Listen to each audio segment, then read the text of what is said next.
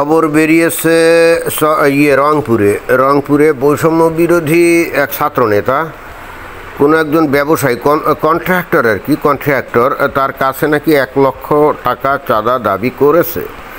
এটা নিয়ে একেবারে তোলপাড়, অন্তত সোশ্যাল মিডিয়া জগতে তো তোলপাড়, বাস্তবে কতটা তোলপাড় হচ্ছে কে জানে। বাট ঘটনাটা দেখলাম যে ব্যাপকভাবে প্রসারিত হচ্ছে। চিন্তা করলাম তাহলে এটার উপরে তো একটা ভিডিও তৈরি করা যেতেই পারে নাকি। তো সর্বপ্রথমে আমরা একটু এই ঘটনাটা নিয়ে যে ভিডিওটা ভাইরাল হয়েছে তার কিছু অংশ আমরা শুনতে পারি।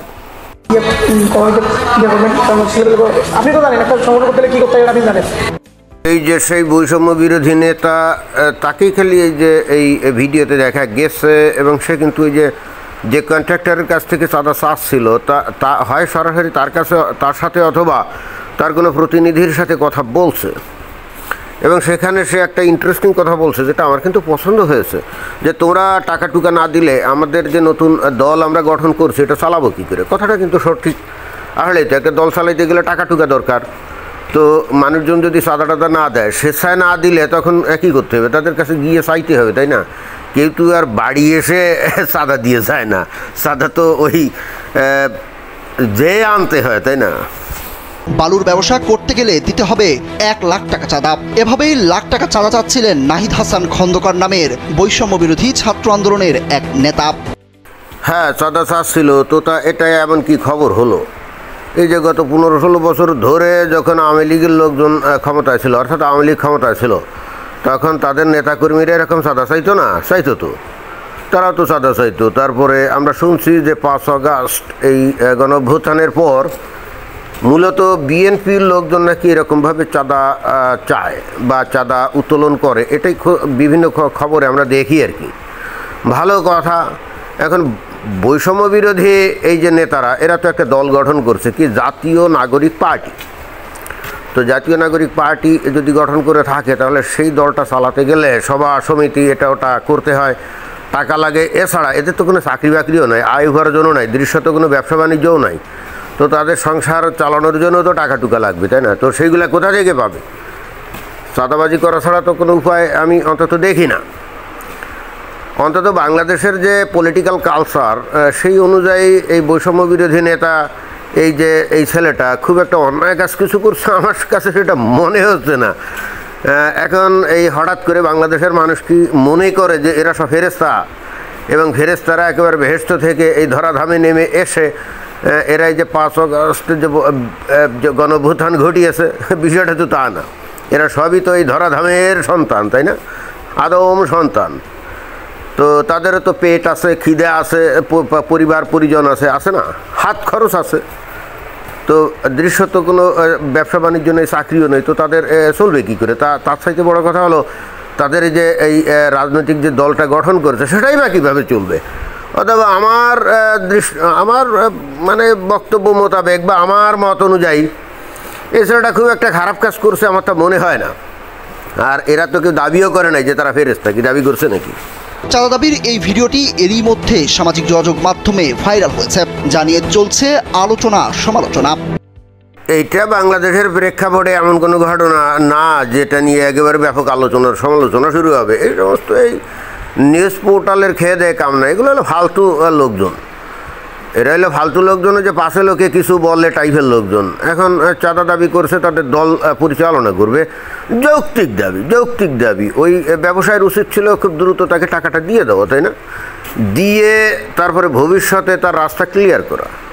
আওয়ামী লীগের নেতাকর্মীদের চাঁদা দিতে পারবে, বিএনপির নেতাকর্মীদের চাঁদা দিতে পারবে, তাহলে বৈষম্য বিরোধী এই সমস্ত নেতাদেরকে কেন চাঁদা দিতে পারবে না? এখানে আসলে সমস্ত রকম গণ্ডগোল, তাই না? ফাজলামি করার আর জায়গা হয় না। 2 মিনিট 41 সেকেন্ডের ভিডিও ক্লিপে নাহিদকে দেখা গেলেও অপর পাশে থাকা ব্যক্তিকে দেখা যায়নি। এতে এক বালু ব্যবসায়ীর কাছ থেকে 1 লাখ টাকা চাঁদা দাবি করা হয়। অর্থাৎ ঘটনা থেকেই বোঝা যাচ্ছে যে এইটা একটা ষড়যন্ত্রমূলক ভিডিও, তাই না? যার কাছ থেকে চাঁদা চাওয়া হচ্ছে তাকে দেখা যাবে না কেন? তাহলে যে নাকি ভিডিওটা তুলছে, মানে ভিডিওটা করছে আর কি, সে নিশ্চয়ই এই বৈষম্য বিরোধী আন্দোলনের এই নেতাদের ভাবমূর্তি ধ্বংস করার জন্যই ষড়যন্ত্র করে এই ভিডিওটা তৈরি করে তারপরে ছেড়ে দিয়েছে।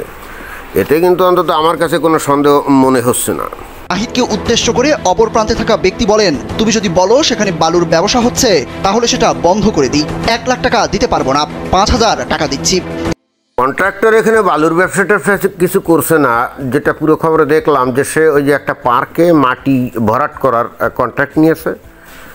তো ওই পার্কের মধ্যে একটা আছে পুকুর, ও তো ওই পুকুর খনন করে সেই বালিগুলা নিয়ে বা মাটি নিয়ে আর কি ভরাট করছে, আর তখনই গিয়ে তার কাছে যে চাঁদা চেয়েছে। তো এত বড় দুঃসাহস হয় কী করে এই কন্ট্রাক্টরের মাত্র 5,000 টাকা সে দিতে চায়? এই বৈষম্য বিরোধী আন্দোলনের নেতারা কি ফকির ভিখারি যে তুমি ভিক্ষা দাও, তুমি ওখানে লাখ লাখ টাকা ইনকাম করবে, তাই না? তো 1 লাখ টাকা তোমার কাছে চেয়েছে, এটা তো খুবই কম। তুমি হয়তো বলতে পারতে যে ভাই এখানে আমার যা লাভ হবে খুব বেশি না, তো 50,000 টাকা নেন, তাহলে তো আর এত কথা হতো না, শেষ হয়ে যেত। 5,000 টাকা দিতে চায়। এ কি বৈষম্য বিরোধী আন্দোলনের নেতাদেরকে কি এরা কি ফকির মিসকিন মনে করে? এই হলো আসল ঘটনা। এখন এই যে বাংলাদেশে এখন নতুন সূর্যের আগমন, এখন এই তরুণ প্রজন্ম তারা দল গঠন করছে নাগরিক জাতীয় নাগরিক পার্টি। তো জাতীয় নাগরিক পার্টি এটা কি মানে জগা খিচুড়ি টাইপের নাম হলো না?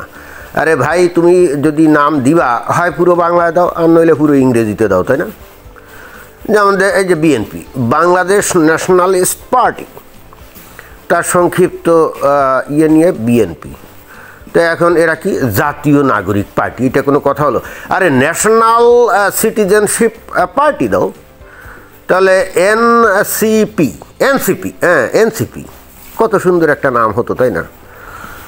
যাই হোক, এখন এদের নেতাদের যে উইং আছে, ছাত্র উইং আছে, বৈষম্য বিরোধী আন্দোলনের যারা নেতা আছে, তো এখন কথা হচ্ছে এই বৈষম্য বিরোধী এই নেতাদের যুক্তি কিন্তু অকাট্য, এটা কিন্তু কোনো সন্দেহ নেই। একটা রাজনৈতিক দল গঠন করলে সেটা চালাতে গেলে টাকা টুকা লাগে। তো এখন কেউ তো আর সেধে সেধে চাঁদা দিয়ে যায় না, তাহলে কী করতে হবে? ওই যেখানে ব্যবসায়ী আছে, কন্ট্রাক্টর আছে, যারা ধুমসে আয় উপার্জন করতো, আর এমনও তো না যে তারা অতীতে চাঁদা দিত না, তাহলে বৈষম্য বিরোধীদেরকে কিছু টাকা টুকা দেওয়া এটা অন্যায় কি? আমার কাছে তো ভাই অন্যায় মনে হচ্ছে না। আর এইটা তো বাংলাদেশেই যে এটা হচ্ছে তা তো না, এটা পৃথিবীর সমস্ত দেশেই হয়।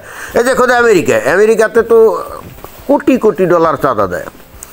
তবে আমেরিকায় ওই যে রিপাবলিকান দল অথবা ডেমোক্র্যাট দলের যে প্রার্থীদেরকে চাঁদা টাদা দেয় বা এদের দলে যে চাঁদা দেয় সেটা আবার প্রকাশ্যে দেয়, অর্থাৎ এটা কিন্তু ঘোষিত যে আমি এত দিলাম, আবার এটা খবরে চলে আসে।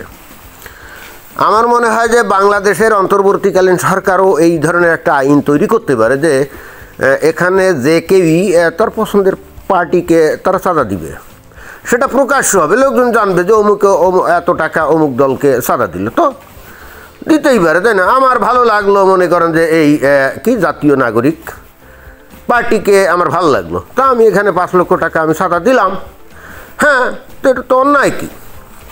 স্বচ্ছতা থাকা উচিত, তাই না? তো যাই হোক, বাংলাদেশের মানুষ যদি মনে করে থাকে